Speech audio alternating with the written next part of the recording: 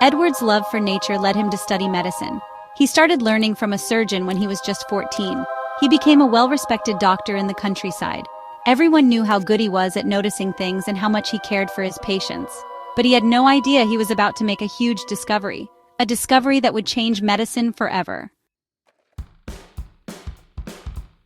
Smallpox was a very scary disease that made people sick for hundreds of years. It was one of the most feared illnesses in human history, causing immense suffering and death across the globe. The disease was caused by the variola virus, which spread easily from person to person. Once infected, individuals would experience high fever, fatigue, and a characteristic rash that turned into pus-filled sores. These sores would eventually scab over and leave deep, permanent scars. The impact of smallpox was devastating, affecting people of all ages and social classes. It spread easily and was very dangerous. The virus could be transmitted through the air via droplets from coughs and sneezes, or through direct contact with infected bodily fluids or contaminated objects. In densely populated areas, the disease spread rapidly, leading to widespread outbreaks. Entire communities could be decimated in a matter of weeks. The fear of smallpox was pervasive, as there was no way to predict who would be infected next or how severe their illness would be. If you survived, you would have scars all over your body. These scars were not just physical reminders of the disease, but also carried a social stigma. Survivors were often marked for life, both literally and figuratively. The disfigurement caused by smallpox could lead to social ostracism and discrimination. Despite the high mortality rate, those who did survive were left with a lifelong immunity to the disease, which was a small consolation in the face of such widespread suffering. Smallpox didn't care if you were young or old, rich or poor. The disease was an equal opportunity killer, affecting people from all walks of life. Royalty and commoners alike fell victim to its ravages.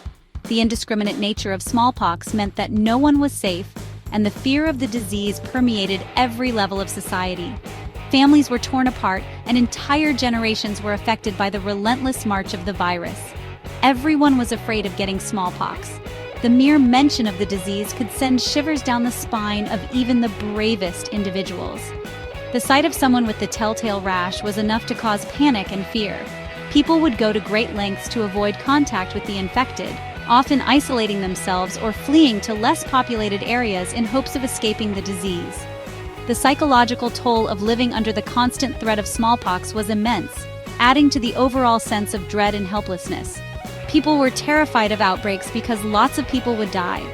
The mortality rate of smallpox was incredibly high, with some outbreaks resulting in the deaths of up to 30% of those infected. In some cases, entire villages were wiped out. The sheer scale of the devastation caused by smallpox outbreaks was overwhelming.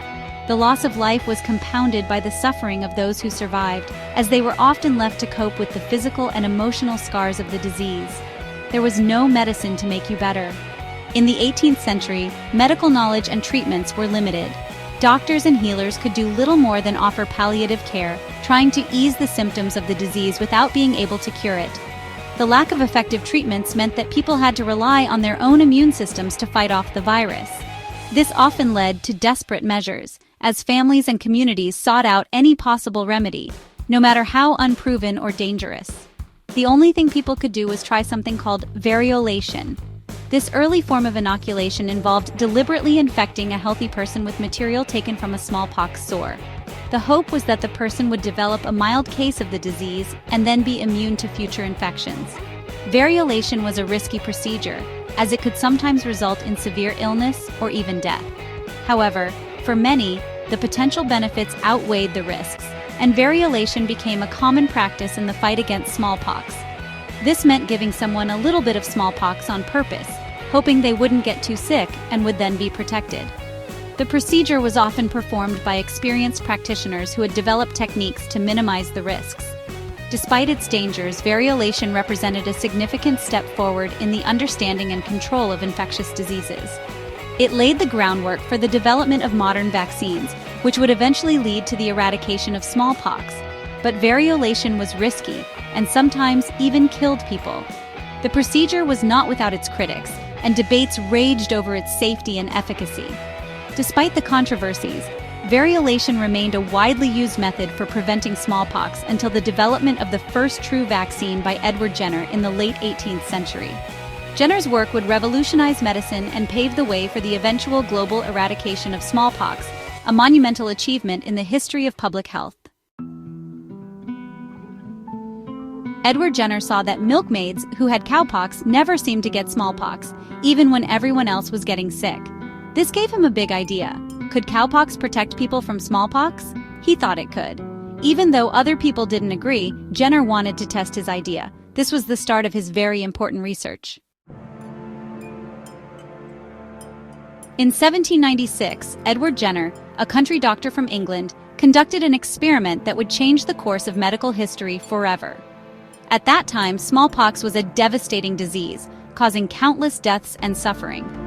Jenner had a bold idea that he believed could prevent this deadly illness. He observed that milkmaids who had contracted cowpox, a much milder disease, seemed to be immune to smallpox. Intrigued by this observation, Jenner decided to test his theory. He took some of the cowpox sore from a milkmaid named Sarah Nelms, who had contracted the disease from a cow, Sarah Nelms. He then used that cowpox material to inoculate a young boy named James Phipps. This was a risky and controversial move, as the idea of deliberately infecting someone with a disease was unheard of at the time. However, Jenner was determined to prove his hypothesis. James got a little sick with cowpox, experiencing mild symptoms such as a fever and some discomfort. But to Jenner's relief, the boy recovered quickly and without any serious complications. This was the first step in Jenner's groundbreaking experiment. A few weeks later, Jenner took the next bold step. He exposed James Phipps to smallpox, the very disease that had caused so much fear and death. This was the true test of his theory. If James did not contract smallpox, it would mean that the cowpox had indeed provided protection. Remarkably, James did not get sick. He remained healthy and showed no signs of smallpox. Jenner's experiment had worked. This was a monumental discovery, proving that cowpox could indeed protect against smallpox. It was the first successful vaccination in history. Jenner meticulously documented his findings and shared them with the medical community. His work faced skepticism and criticism, but over time it gained acceptance. The concept of vaccination began to spread, and Jenner's method was adopted around the world. This was a huge moment in the history of medicine. Jenner's pioneering work laid the foundation for modern immunology and has saved countless lives. Today, vaccines continue to be one of the most effective tools in preventing infectious diseases, all thanks to Edward Jenner's groundbreaking experiment in 1796. Jenner called his discovery vaccination, which comes from the Latin word for cow, vacca. At first, people didn't believe it worked, but it was clear that vaccination was much safer than variolation. Soon, everyone started using it. Vaccination made a huge difference. Over time, fewer and fewer people got smallpox. In 1980, smallpox was completely gone from the world. It's the only human disease we've ever gotten rid of completely. This shows how important vaccination is and how important Edward Jenner was. Jenner did more than just discover the smallpox vaccine. He was a real scientist. He was very careful about what he saw and wrote everything down. He showed everyone how important it is to do experiments carefully and keep track of what happens. Jenner's careful work helped future scientists. He inspired them to look closely at the world and find solutions to medical problems. His work is still important in every science lab today. Jenner's work helped us make vaccines for lots of other diseases. Today, vaccines protect us from dangerous illnesses like measles, mumps, rubella, polio, and tetanus. These vaccines have saved millions of lives and continue to do so every year. Vaccines work so well because of Jenner. His work reminds us that science can make us healthier and safer. Even though we got rid of smallpox, there are still other diseases out there. New diseases can appear, and old ones can come back. This means we always have to be ready. We need to keep doing research and make sure everyone can get vaccines.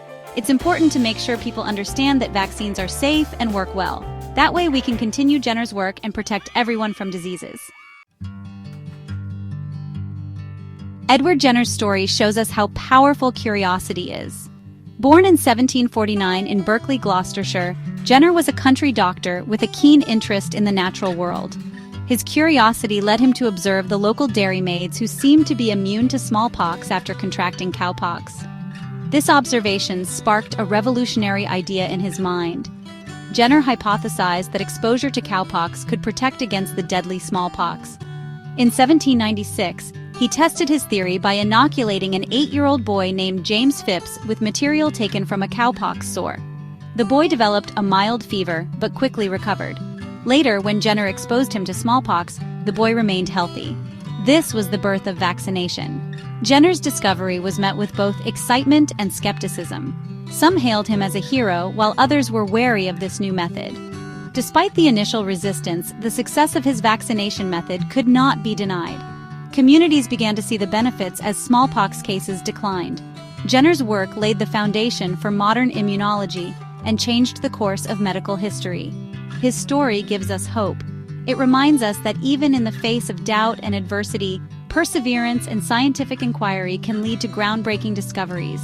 Jenner's work not only saved countless lives but also inspired future generations of scientists to continue the quest for knowledge and innovation, and shows us that we can solve big problems. The spirit of collaboration and the relentless pursuit of truth are at the heart of scientific progress. Jenner's legacy is a testament to the power of human ingenuity and the impact one individual can have on the world. In the whole universe, Jenner's story might seem small. The vastness of the cosmos can make our individual contributions feel insignificant. But when we look closer, we see that each discovery, each act of curiosity, adds to the collective knowledge and progress of humanity. But here on Earth, he is very important.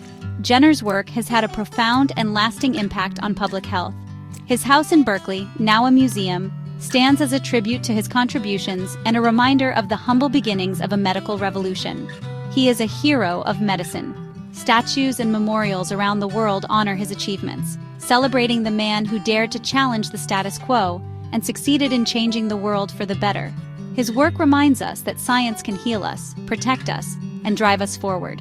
The principles of vaccination that Jenner established continue to save millions of lives each year, proving that his legacy is not just a historical footnote, but a living, breathing part of our ongoing fight against disease, and help us make a healthier future for everyone.